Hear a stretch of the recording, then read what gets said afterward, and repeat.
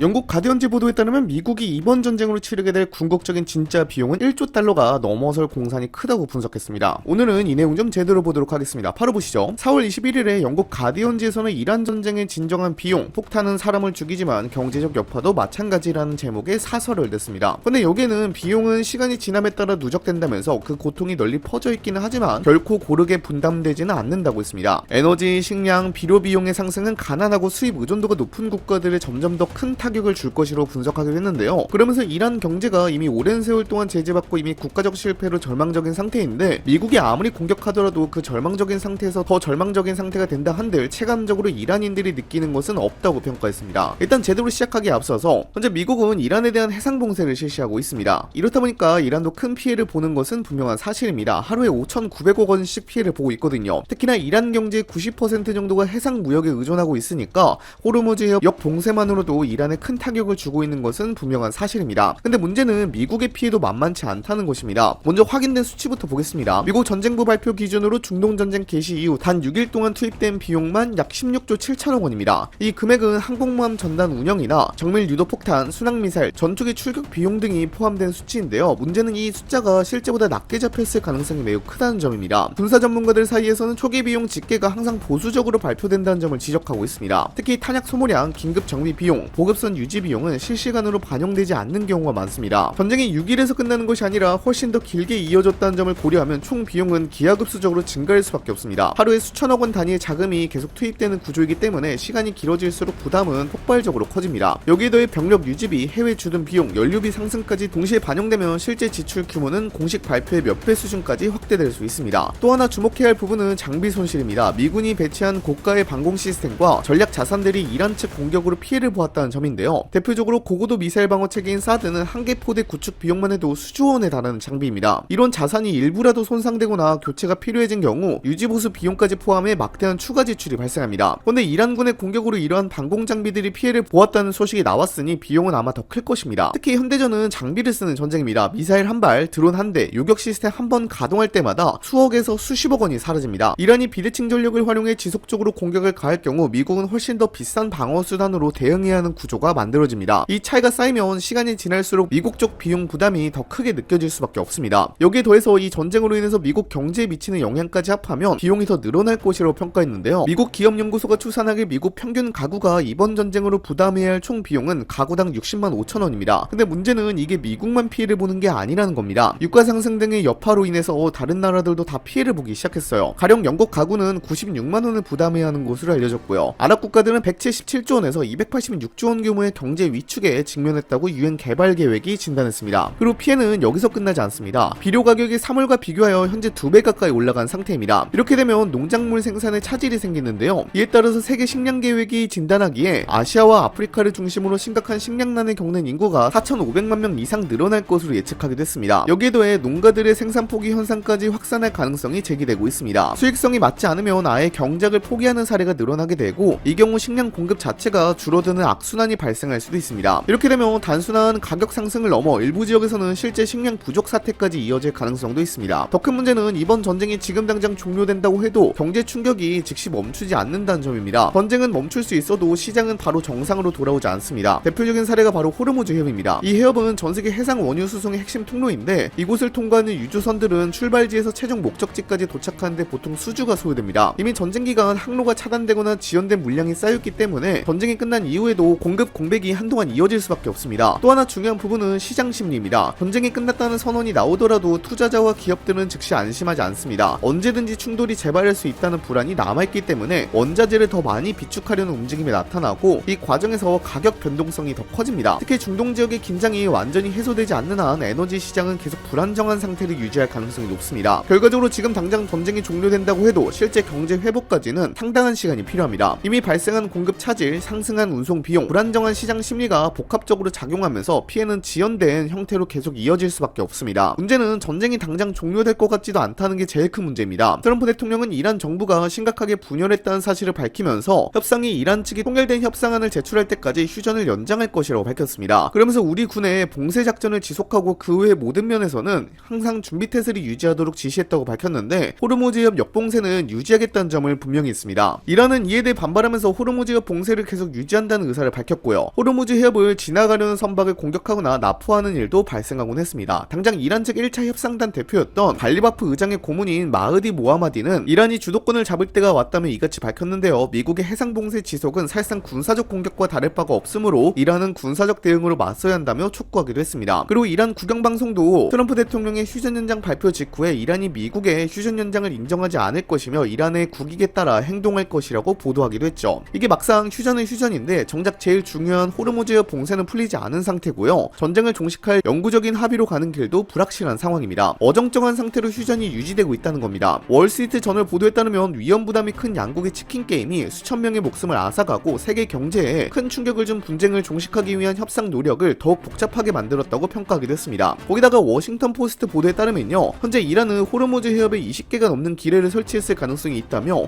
일부는 GPS 유도 또는 원격 부설 방식이어서 탐지가 쉽지 않다고 합니다. 그런데 이 기뢰를 제거하려면 이란과의 전쟁이 끝난 뒤에 수행할 수 있다고 내다보고 있는데요, 이 기뢰를 제거하는 데만 반년이 걸릴 것으로 전망하기도 했습니다. 여러모로 굉장히 큰일이 난 상황인데요. 이렇게 되면 될수록 중동발 에너지 공급 불안과 유가 부담이 장기화할 가능성도 제기되고 있습니다. 또 트럼프 대통령이 이란의 해공군을 모두 제거했다고 밝혔지만 다음에 밝혀진 사실에 의하면 비대칭 전력을 담당하는 혁명수비대 해군의 소형 함정들은 여전히 운용되고 있는 것이 확인되었습니다. 이렇다 보니까 호르무즈 해협이 계속 봉쇄될 수밖에 없었죠. 문제는 이렇게 미국의 피해가 커지면 커질수록 미국 내부 정치 리스크도 커진다는 것입니다. 전쟁 비용이 계속 불어나기 시작하면 가장 먼저 흔들리는 건 여론입니다. 이미 미국 내에서는 왜 이 전쟁을 하는지에 대해 의아한 여론이 지배적입니다. 거기다가 지금처럼 물가가 오르고 생활비 부담이 커지는 상황에서 수백조 원 규모의 자금이 해외 전쟁에 투입되고 있다는 사실이 알려지면 국민은 분노할 겁니다. 당장 내가 살 돈이 없는데 전쟁에서 더 큰 부담을 주고 있으니까요. 특히 이러한 분노는 중산층과 저소득층일수록 체감 충격이 크기 때문에 반발은 더 빠르게 확산할 가능성이 높습니다. 이런 흐름은 이미 과거에도 반복된 적이 있습니다. 이라크 전쟁 당시에도 전쟁 장기화와 비용 증가가 미국 내 여론을 크게 흔들었고 선거 결과에도 직접적인 영향을 미쳤습니다. 당시에도 초기에는 안보 이슈로 지지율이 유지됐지만 시간이 지나면서 전쟁 피로감과 경제적 부담이 쌓이면서 민심이 빠르게 돌아섰습니다. 전쟁이 길어질수록 왜 이 전쟁을 계속해야 하느냐는 질문이 커지고 그 질문은 곧 정치적 책임으로 이어집니다. 여기에 더해 정부 재정이 전쟁으로 묶이게 되면 국내 정책에도 영향을 줄 수밖에 없습니다. 복지 확대, 인프라 투자, 교육 예산 같은 부분이 상대적으로 뒷순위로 밀릴 가능성이 높아지기 때문입니다. 이렇게 되면 국민이 체감하는 삶의 질은 더 악화하고 불만은 더 커지게 됩니다. 정치권 내부에서도 입장이 갈리기 시작하면서 갈등이 격화될 수 있고 선거를 앞둔 시점에서는 전쟁 자체가 핵심 쟁점으로 부각될 가능성도 있습니다. 이 상황이 계속 이어지면 단순한 지지율 하락을 넘어서 정책 추진 동력 자체가 약해질 수 있습니다. 행정부가 강하게 밀어붙이기 어려워지고 의회에서도 반대 목소리가 커지면서 전쟁 전략이나 외교 방향이 흔들릴 가능성도 있습니다. 거기다가 미국에서는 조금 있으면 중간선거가 예정되어 있는데 중간선거 이전에 이렇게 큰 사고를 쳐버렸으니 트럼프 행정부로서도 이것을 만회하기 위한 어떠한 도박수를 하지 않겠느냐는 생각이 들기도 합니다.